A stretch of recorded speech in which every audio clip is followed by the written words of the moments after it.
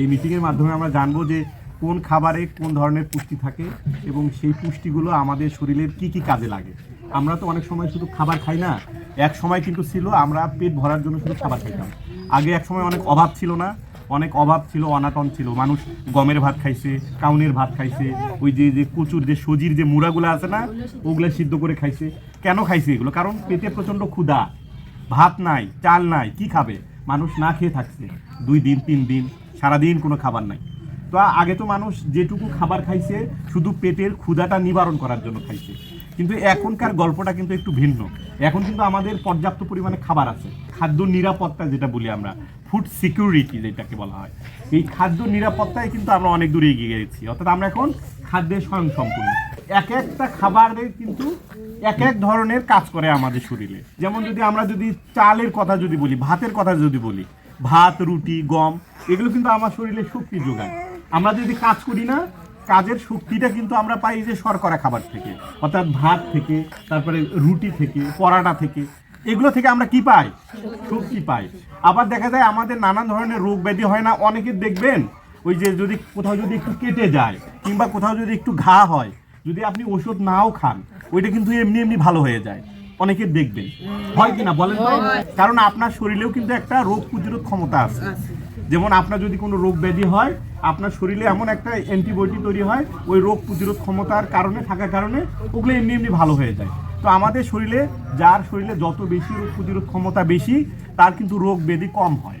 আর রোগ প্রতিরোধ ক্ষমতা যার যত বেশি কম, তার রোগ ব্যাধি তত বেশি হয়। তো আমাদের তাহলে শরীরে তাহলে কি করতে হবে? আমাদের রোগ প্রতিরোধ ক্ষমতাটা বাড়াতে হবে, যাতে আমাদের রোগ ব্যাধি কম হয়। তো সেই জন্য আমাদের খাবার হচ্ছে একটা আছে শাকসবজি, যেমন শাক সবজি, ফলমূল, এগুলো যদি আপনি খান, আপনার শরীরে রোগ প্রতিরোধ ক্ষমতা বাড়বে। যেমন কিছু বাচ্চা আছে দেখবেন সারা বছরই ওর রোগ লেগেই থাকে। কিছু মানুষ আছে সারা বছর অসুস্থ, কখনো জ্বর, কখনো সর্দি, কাশি, হাঁচি, তারপরে পাতলা পায়খানা, ডায়রিয়া, আমাশয়, নানান ধরনের রোগ ব্যাধিতে আক্রান্ত, মানে শরীরে তেমন শক্তি নাই। তার মানে ওর কি সমস্যা জানেন? ওর সমস্যা হচ্ছে ওর ভিতরে রোগ প্রতিরোধ ক্ষমতাটা কম। ও হচ্ছে শারীরিকভাবে দুর্বল, যার কারণে ওকে সহজে অ্যাটাক করে, যে কোনো ধরনের রোগ ব্যাধি সহজে অ্যাটাক করে ওকে একদম ক্লান্ত করে দেয়। তো আমাদের শরীরে যাতে কোনো রোগ ব্যাধি আক্রমণ করে যাতে আমাকে ফেলে দিতে না পারে, আমাকে যাতে দুর্বল করে দিতে না পারে, এই জন্য আমাকে কিন্তু শাকসবজি খাইতে হবে, ফলমূল খাইতে হবে। তো আপনারা প্রত্যেক দিন খাবারের ক্ষেত্রে, এটা কমন কথা আমি বলি, যে প্রত্যেক দিন খাবারের ক্ষেত্রে শাক সবজিটা আপনারা রাখবেন।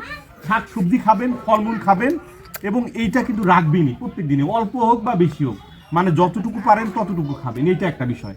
আর একটা বিষয় সেটা হচ্ছে যে এই যে আমাদের আমিষ জাতীয় খাবারটা, আমিষ জাতীয় খাবার কিন্তু আমাদের ওই যে ক্ষয় পূরণ করে, বৃদ্ধি সাধন করে, ঠিক আছে না? অনেক বাচ্চা দেখবেন যে স্বাস্থ্য হয় না, অনেক বাচ্চা দেখবেন গ্রোথটা কম, মানে অতটা লম্বা হচ্ছে না, স্বাস্থ্যবান হচ্ছে না, আছে না অনেক বাচ্চা? তার মানে ওর কিন্তু হচ্ছে যে আমিষের ঘাটতি আছে। যদি আমিষটা পর্যাপ্ত পরিমাণে পাইতো, তাহলে কিন্তু সে শারীরিকভাবে মানে হৃষ্টপুষ্ট হতো। তার মানে তাকে আমিষ খাওয়াতে হবে। তার মানে প্রত্যেকদিন খাবারের 3 ধরনের খাবারটা রাখতেই হবে। আমরা যদি মাংস কিনে খেতে না পারি, অন্তত আমরা ডালটা কিনে খাবো। এই যে মসুরের ডাল আছে না, এই যে মসুরের ডাল, এইটাকে বলা হয় গরিবের মানে কি জানো, মাংস, গরিবের মাংস। তো আপনারা চাইলে অন্তত মসুরের ডালটা আপনারা খাবেন। দৈনিক আপনাদের খাবারে ডালটা রাখবেন, অন্তত 1 মুঠ হলেও। 250 গ্রাম ডাল দিয়ে আপনারা চাইলে 1 সপ্তাহ পার করতে পারেন।